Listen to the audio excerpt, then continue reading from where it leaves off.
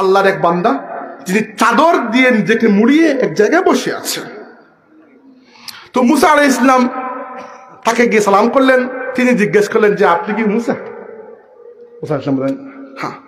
তখন মুসা আলাইহিস সালাম বললেন, কুরআন শরীফের আয়াত, মুসা আলাইহিস সালাম বললেন, ক্বালা লাহু মুসা হাল আত্তাবিউকা আলা আন তুআল্লিমানি মিম্মা উল্লিমতা রুশদা, যে হযরত আপনি কি আমাকে খানিকক্ষণ আপনার সঙ্গী বানাবেন, যেন আল্লাহ আপনাকে যে ইলম দিয়েছেন ওই ইলম থেকে কিছুটা আমি শিখতে পারি।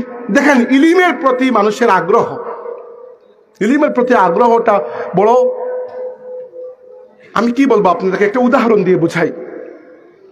ফুলতলি সাহেব রহমতুল্লাহি আলাইহি, তখন তিনি অলরেডি কি বলবো আজকের যুগের ভাষায় পপুলার হয়ে গেছেন।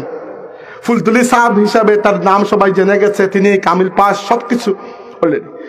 কিন্তু যখন তার উস্তাদ এবং মুর্শিদ হযরত বদরপুরি সাহেব রহমতুল্লাহি আলাইহি তাকে কুরআন শরীফ আরো বিশুদ্ধ করে তিলাওয়াত করা শিখতে বললেন, ফুলতলি সাহেব তখন মক্কা শরীফে শায়েখ আহমদ হিজাজি রহমতুল্লাহ, তো বিমান তো ছিলই না, জাহাজে যেতেও লাগতো মাসখানিক সময়, আসতে লাগতো মাসখানিক সময়।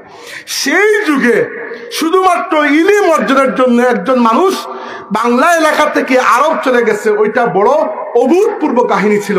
কিন্তু একমাত্র আল্লাহর কোরআনের ইলমের পিপাসায় ফুলতলি সাহেব ভারত থেকে, বাংলা এলাকা থেকে আরব এলাকায় জাহাজে পাড়ি জমিয়ে, এই বুখারী শরীফের পেছনে যে মানুষটা ইমাম মুহাম্মদ ইবনে ইসমাইল বুখারী রাহমাতুল্লাহি আলাইহি ছোটকালে অন্ধ হয়ে গিয়েছিলেন, ছোটকালে অন্ধ হয়ে গিয়েছিলেন।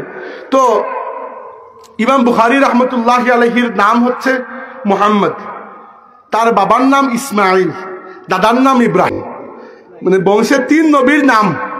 ইমাম বুখারীর আম্মা প্রত্যেক রাতে তাহাজ্জুদের নামাজের সময় উঠে তাহাজ্জুদের নামাজ পড়ে আল্লাহর কাছে দোয়া করতেন, আল্লাহ আমার ছোট বাচ্চাটা অন্ধ হয়ে গেছে, মাত্র 2 বছরের বাচ্চা, আমার বাচ্চার নাম তোমার নবী মুহাম্মদুর রাসূলুল্লাহর নামে, আমার বাচ্চার বাবার নাম তোমার আরেক নবী ইসমাইল আলাইহিস সালামের নামে, আমার বাচ্চার দাদার নাম তোমার আরেক নবী ইব্রাহিম আলাইহিস সালামের নামে। আল্লাহ তোমার নবীদের ওসিলায় আমার বাচ্চার চোখকে তুমি শিফা করে দাও। প্রায় বছর খানিক দোয়া করেছেন, এক রাতে স্বপ্নে দেখেন নয়, এই চোখটাও এই পর্যন্ত রোশন হলো যে ইমাম বুখারী রাহমাতুল্লাহি আলাইহি আল্লাহর নবীর উম্মতের জন্য এইরকম খেদমত আঞ্জাম দিয়েছেন যে আজকের যুগ এবং কিয়ামত পর্যন্ত কোনো ব্যক্তি ইমাম বুখারীর এই যে মেহনত, সহিহ বুখারী শরীফ এই কিতাব না পড়ে আলিম হতে পারবেন না। এবং ইমাম বুখারী খুব ধনী ছিলেন, তার আব্বা স্বর্ণের ব্যবসায়ী ছিলেন, পারিবারিকভাবে ধনী ছিলেন। মুসলিম বিশ্বের এই প্রান্ত থেকে ওই প্রান্ত আর এই প্রান্ত থেকে ওই প্রান্ত, দুনিয়ার যে জায়গায় একজন মুসলমান ছিল 16 বছর করার পরে যখন স্টাডি করেছেন, পড়েছেন, 3 লক্ষ হাদিসকে তার কাছে একবারে বানোয়াট মনে হয়েছে এগুলো হাদিস নয়, মানুষ বানিয়ে বানিয়ে বলেছে। বানোয়াট বলতে হাদিস সহিহ বা হাদিস দঈফ মানে নাউজুবিল্লাহ এরকম নয় যে আল্লাহর নবীর কথা আমরা কিছু মানি না, এরকম নয়। হাদিস আমরা যে মানি কিছু মানি না। কেন মানি না?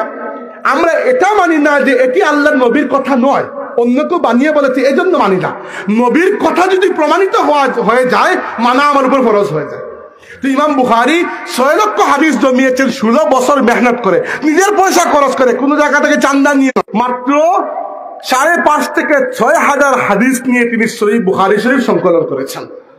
এবং এরপরে তিনি ওই কিতাব নিয়ে চলে গেছেন মক্কা শরীফে আর মদিনা শরীফে, কাবা শরীফের পাশে আর আল্লাহর রাসূলের রওজা শরীফের পাশে চাঁদের রাত, চাঁদের আলোর মধ্যে বসে বসে সহিহ বুখারী শরীফ যখন সংকলন করেছেন, এরপরে প্রত্যেকটা হাদিস সংকলনের প্রাক্কালে তিনি ওযু করে 2 রাকাত নামাজ পড়ে রওজা শরীফের সামনে আল্লাহর রাসূলের অভিমুখী হয়ে মুরাকাবায় মগ্ন হতেন।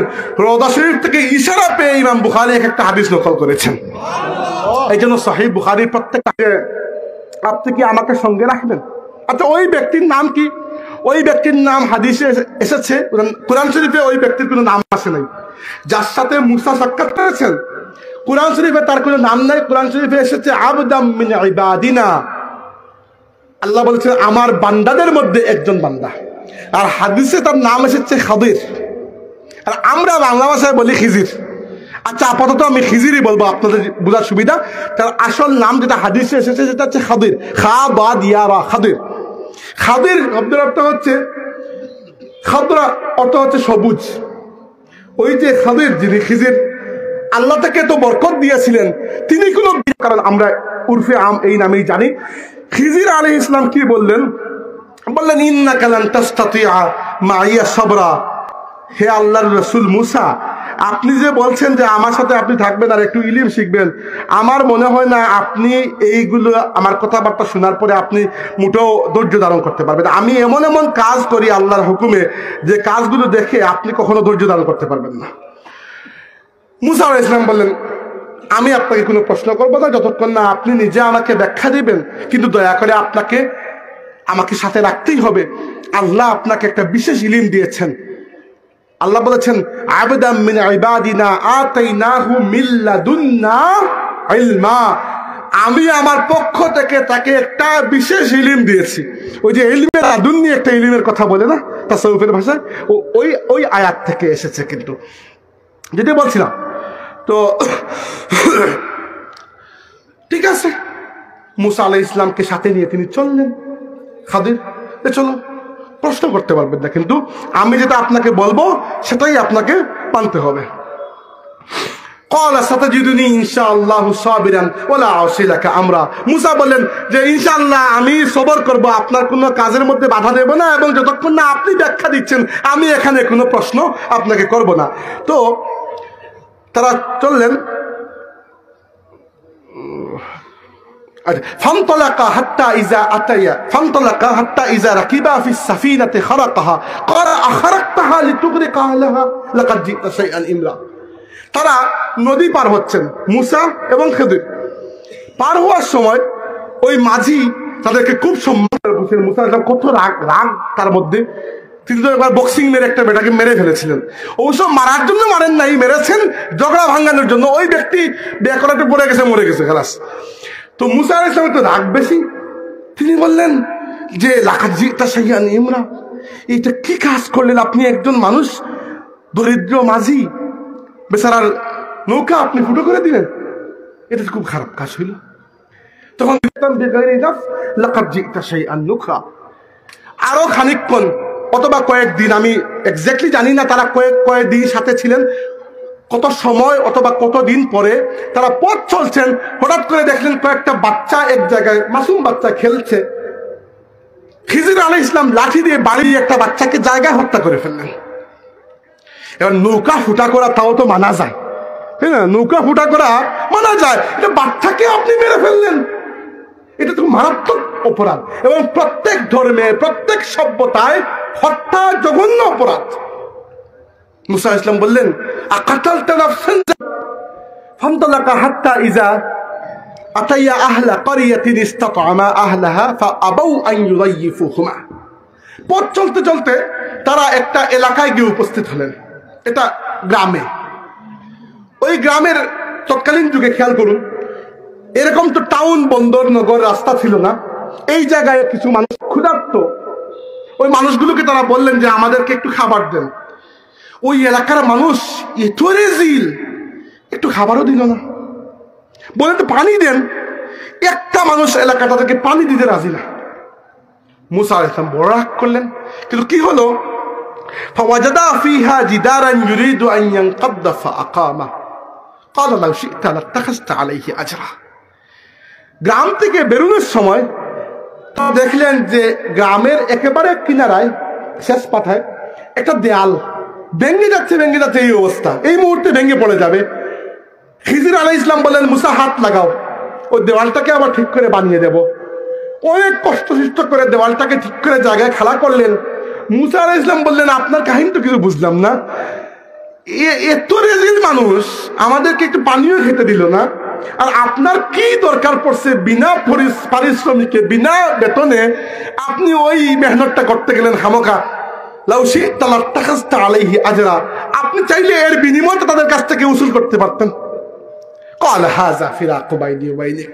খিজির বললেন, মুসা আর না, আর তোমার সাথে চলা যাচ্ছে না, তুমি খালি প্রশ্ন করো, আর তোমার সাথে চলা সম্ভব নয়। হাযা ফিরাকু বাইনি ওয়া বাইনিক, সাউনাব্বিউকা বিতাউইলি মা লাম তাসতাতি আলাইহি সাবরা। কিন্তু মুসা, টেনশন করো না, তোমাকে বিদায় দেওয়ার আগে আমি সেই সকল ঘটনার ব্যাখ্যা দিব যেগুলো ঘটেছিল আর তুমি সবর করতে পারো নাই, আমাকে প্রশ্ন করেছিলে।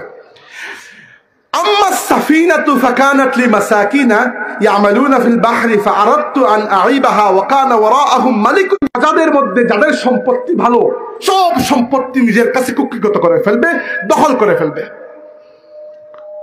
এই মাঝি বেচারা বড় গরিব, আমি জানি ওই মাঝি বেচারা বড় গরিব। তার সম্পদ বলতে একটাই নৌকা, এই নৌকার উপর তার পুরো পরিবার চলে। ইচ্ছা থাকে সেই ইলেন দেন। আচ্ছা, আম্মাল গুলামু, মুসা আলাইহিস সালাম খিজর আলাইহিস সালাম মুসা আলাইহিস সালামকে ব্যাখ্যা দিচ্ছেন, ওয়া আম্মাল গুলামু ফাকানা আবাওয়াহু মুমিনাইনি ফাখাশিনা আন ইউরহিকাহুমা তুগয়ানান ওয়া কুফরা ফাআরাদনা আন ইউবদিলাহুম। কষ্ট দিবে এবং মা বাবাকেও গুমরা করে ফেলবে। তাই মুসা, তোমার রবের আদেশে, তোমার রব চেয়েছেন যেন আমি ওই বাচ্চাটাকে হত্যা করি, তাইলে দুইটা বিষয় হবে। একটা হচ্ছে ওই মাসুম বাচ্চাটা, তার জীবন রক্ষা পেয়ে যাবে। এখনো